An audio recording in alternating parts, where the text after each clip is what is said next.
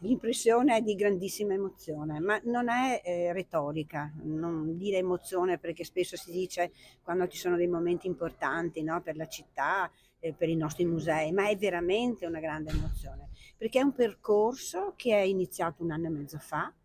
che ha visto anche difficoltà, perché indubbiamente una mostra di questo genere non è facile né per l'allestitore, per il curatore, essendo un corpus di opere estremamente importanti, perché è proprio un corpus che viene dal Museo di Toledo, e anche per l'amministrazione che ha dovuto veramente realizzare un luogo non solo accogliente, ma che anche andarsi a rispondere a tutte quelle esigenze di sicurezza che una mostra di questo tipo, con delle opere di questo tipo, richiede. Quindi per me oggi è una giornata di festa, di gioia, lo sarà particolarmente anche il giorno dell'inaugurazione, ma perché questo? Perché alla città viene data la possibilità di godere, alla città e ai turisti, di una mostra, quindi di